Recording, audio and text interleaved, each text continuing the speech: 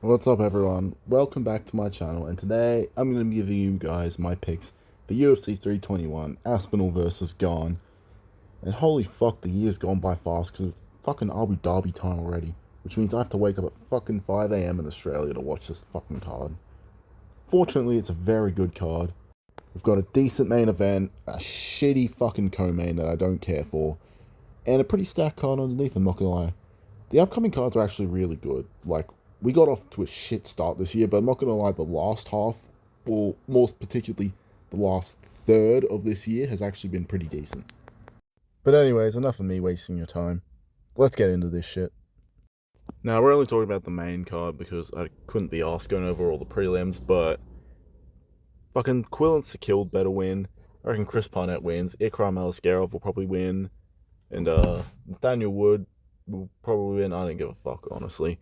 But yeah, starting off with Alexander Rakic versus Azamat Murzakanov. I'm going with Murzakanov by second round TKO. I don't know, Rakic, he's not washed or anything. I don't know. I feel like he's just kind of lost a bit of confidence. He's kind of lost his groove. He's on a 3-fight losing streak, so that's not good. If he loses this, he's in trouble. I mean, that's 4 fights in a row. They're probably going to feed him to an up and coming next, if there is one, because light heavyweight's not a great division. But yeah, I haven't thought about this fight too much, but I'm picking Murzakanov. Volkov versus Almeida, I'm picking Gelton Almeida. I mean, Volkov was getting taken down by Ciryl Gane. Like, I know he's improved and shit, but like, he can't be getting taken down by Gane, of all people. If you're gonna fight a guy like Gelton Almeida, who's just like, he's basically like the Hamzat of heavyweight. Not to mention he's a boring crutch sniffer at times, like Hamzat. I don't know if he can just like take Volkov down, submit him like instantly. Like, I don't think Volkov's grappling is that shit. But I do think that he will take him down and control him for majority of the fight. Now, maybe Volkov could like Curtis Blades it, where he rocks him a bit and then just hammer fists him when he shoots in for a shitty single leg. That could happen, but I feel like more likely, I feel like Almeida just takes him down and controls him for majority of the fight. Now, Almeida has improved since his loss to Curtis Blades. I know he did take a step down in competition in fighting Spivak and fucking Tybora. Wait, no. Was it Tybora? I can't even fucking remember. But either way, he looks like he's improved. His striking's gotten a bit better. You know, he's less hesitant on the feet. And he took out a good grappler in Sergey Spivak. I know Spivak's not the best fighter, but he's still a really good grappler. It's just the striking shit. But yeah, I'm picking Gelton Almeida to win by, I'm going to say, a 30-27 decision. And that's going to be the same case for Nurmagomedov versus Mario Batista. I just think Umar's more well-rounded. He's better in every aspect. Mario Batista's no slouch on the feet, and he's no slouch in general, but as much as I like to give Umar shit, he was the closest to beating Merab out of, like, all of everyone who's fought him recently. And he did take it to Merab, and skill for skill, they're on the same level. It's just Merab's cardio is just too much. But he's got amazing wrestling, really good striking, and I just think it'll be too much for Batista. I think he's quicker than Batista. I think he's got way better grappling than Batista. He's physically stronger, more explosive. And I know Batista's on, like, a good streak of wins, but come on, he fought Patchy Mix in his last fight. And that win is only aging worse by the day. I mean, Patchy Mix has no fucking head movement. Before that, it was a questionable win over Aldo, where he did nothing but smudge up against the fence. And before then, it wasn't much of any significance. I mean, he had a controversial win over Damon Blackshear. All these other kind of nothing fights. Like, I just don't think he's on the level of Umar. I know Umar has only beat Sandhagen, but he beat Sandhagen quite convincingly. And like I said before, he did take it to Merab, so he's clearly one of the best in the world. Like, he's clearly around Jan and Merab level.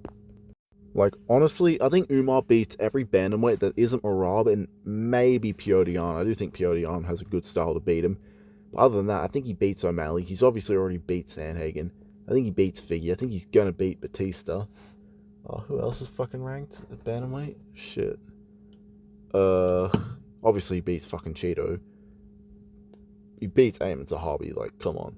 Zahabi's pretty much cockroached his way into the rankings. But yeah, pretty much everyone who isn't Merab and maybe Petr Yan, I honestly think he beats. So yeah, I'm picking Umar Nurmagomedov to win by a 30-27 decision.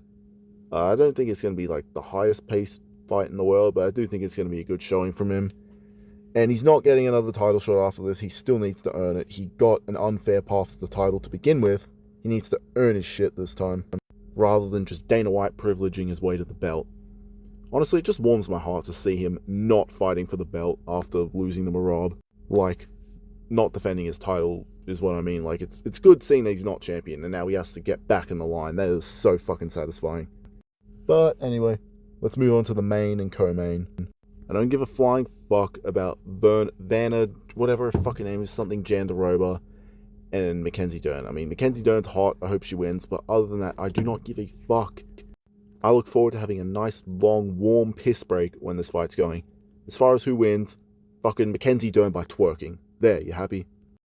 And now last, and most certainly not least, the main event of the evening, Tom Aspinall versus Ciryl Gane for the undisputed heavyweight title. Can I just say I'm so glad it's undisputed and not a vacant belt, because there were so many idiots saying that they should do this fight for the vacant belt. Like, do people just not know what an interim championship means? But yeah, anyway, Tom Aspinall versus Ciryl Gane. Who have I got? Honestly, I think Ciryl Gane's going to fucking KO Tom Aspinall. I'm just joking. But I am getting a vibe that Ciryl Gane could win. Like, am I the only one that's been getting a vibe that he could win? And I was also getting a vibe that Pereira could win. And Hamza. So, you know, there's a sign. But at the same time, I was also getting a vibe fucking Sanhagen would win. And that fucking, who else? That fucking Moicano would beat Islam. Or that fucking, Asakura or Stipe would beat Jones. And that Asakura would beat Pantoja, I meant. So, yeah, vibes usually don't mean anything. But still. I'm picking Tom Aspinall to win by first round submission. I don't know if he's going to KO Gane. I mean, he definitely has the power to, but I also think Gane's, like, too defensive. Yes, he did get dropped by Tai Tuivasa, but that was, like, a one-off. Like, Ngannou couldn't connect on him. Volkov did crack him with a fucking spinning back fist, but he did break his toe, and it was kind of a shitty performance. I do think on the feet it is going to be kind of 50-50. I do think Gane's going to be kind of poking at him with the jab, with the front kicks, the leg kicks, a couple of jabs to the body. And I think Aspinall's going to try and throw his clobbering one too, as Lucas Tracy would say. I do think maybe he'll land some, but I do think Gane's going to probably get the better of the striking exchanges. And then I just think Aspinall shoots in immediately, takes Gane down, and just gets him in a Kimura or in a head and arm choke, maybe a rear naked choke, and submits him. Maybe lands some ground and pound as well before doing so. But yeah, I just think as soon as he takes Gane down, kind of like what he did with Volkov, I think it's kind of a wrap for him. Overall, I think it'll play out very similarly to the Volkov fight, but I do think that Gane will have a bit more success than Volkov, because I honestly think he is quicker than Volkov. Like, I just think striking-wise, the style's a little bit better against Aspinall. But he doesn't really have the one-punch KO power, and I feel like you kind of need that to beat someone like Tom Aspinall.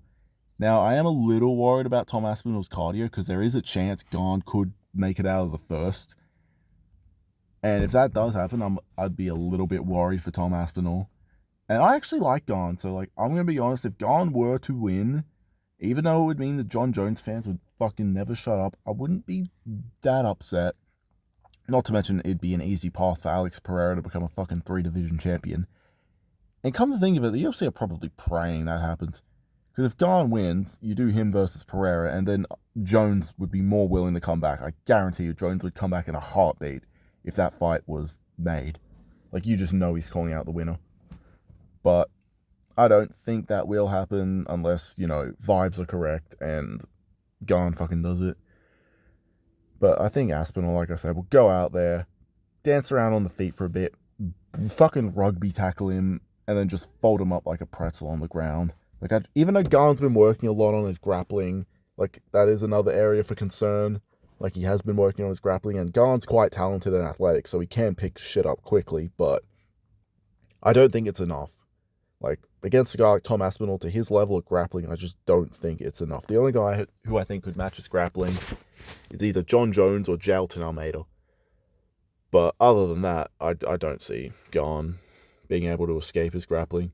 So yeah, I've got Tom Aspinall by first round Kimura, or a head and arm choke. First round submission. or ground and pound TKO. But that's going to conclude the video for today, guys. Well, guys, thanks for watching. Please like, subscribe. I'll do my post-fight recap as always. Maybe I'll think of some more videos I can post after this, because honestly, you guys need to give me some fucking video ideas, because I've just got nothing in the tank.